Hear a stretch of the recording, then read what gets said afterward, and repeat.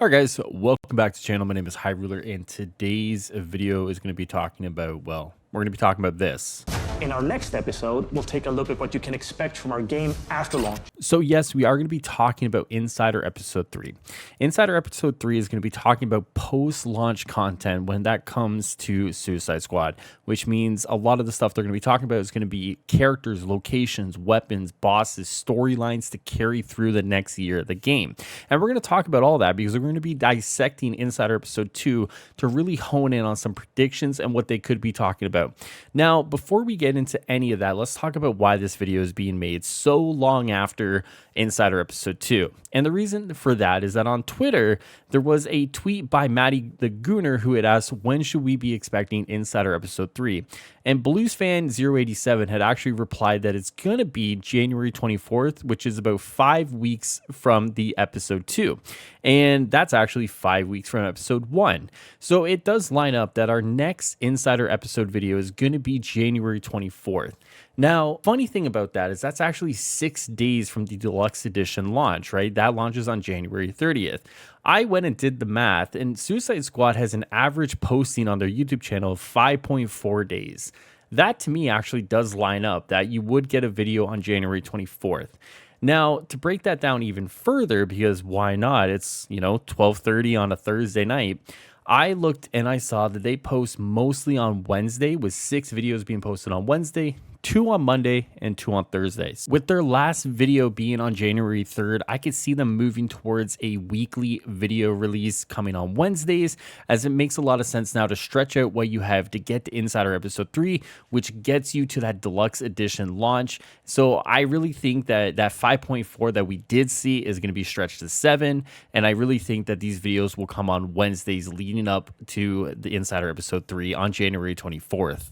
Now, to talk about what we should expect from Insider Episode 3, we actually have to go back to Insider Episode 2 and look at the last couple of minutes of things that they said and really kind of dissect exactly what kind of clues they left and things that they would touch upon in Episode 3. So let's start with this clip. But I think we leave the setting of our story open enough that for post-launch content, players will be excited to come back and find out what we're going to do next. So do I think they're going to talk about the narrative behind the seasons that are coming up within the game after launch? Yeah, I do. I think Insider Episode 3 will have a focus on what to expect from the narrative after the game. Now, my prediction, well, I'm going to talk a little bit, but I'm going to let Past Ruler actually talk to you guys about it, because I think Past Ruler on the Deeper Depths podcast actually gave a really good answer. But I think in general, what you should be expecting from Insider Episode 3 is, yes, let's talk about the narrative. Let's lay out what you should be expecting from the first couple of weeks to the first couple of months in that first season.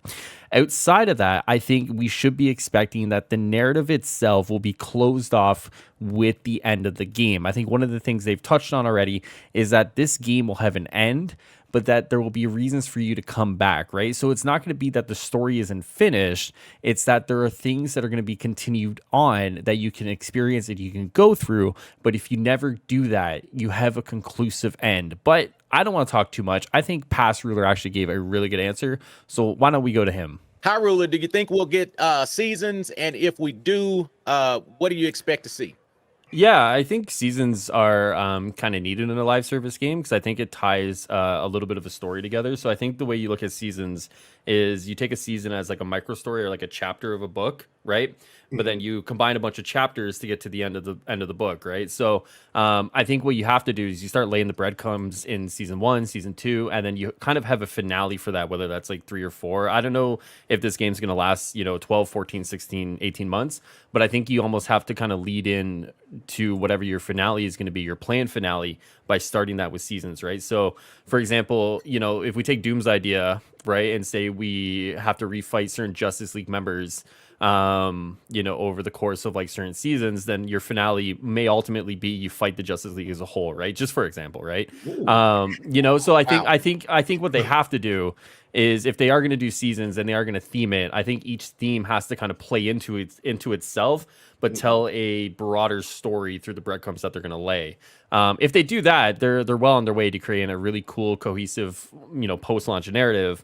Remains to be seen how they kind of do it or what they do it with. Everyone's got their theories of like the multiverse and Brainiac and whatever else, but it's the structure and the format that'll really tell it, because if they could tell a really cool story in a good format that is engaging and people come back, I mean, they're well on their way to creating a winning formula, right? So, all right. So the next clip is them talking about characters and locations. Here it is.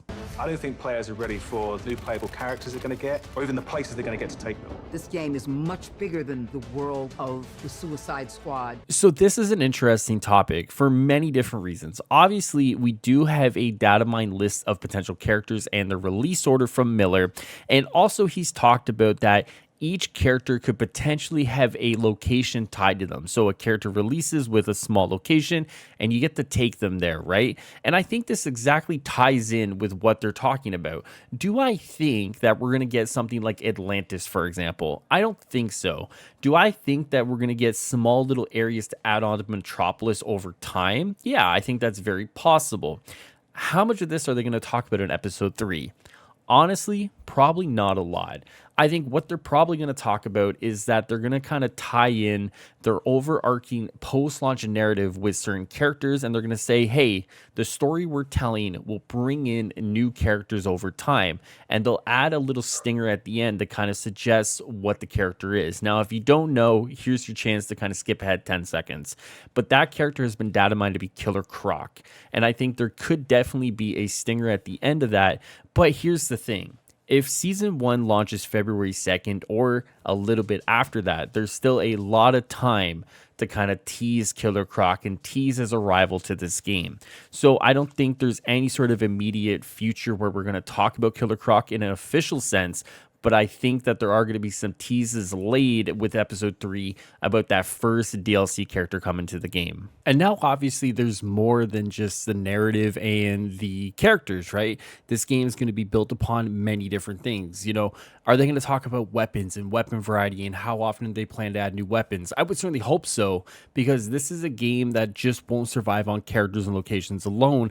The loot pool, the perks have to be refreshed every so often. If you played a looter before, and we can even go towards like an MMO, for example, looters have such an intrinsic identity, and Suicide Squad is tying their identity to not just their comic book characters, but their comic book characters using weapons. And I would like to think that in episode 3, they're going to be talking about some of the weapons that you can expect to get, whether that's different rarities or different perk varieties, stuff that will make you go, ooh, right, when you see it. So I would hope that they talk about that, even if it's just kind of like a small tease towards what to expect in the end game content. And now, obviously, let's talk about events, because events are coming to Suicide Squad. Events can take two shapes here. They can obviously take the shape of seasonal stuff. So, for example, a bunch of games just wrapped up their Christmas and holiday events. That could happen. Or do events mean more narratively driven things that are happening within the game world? I think both are great options, and I think both should be explored.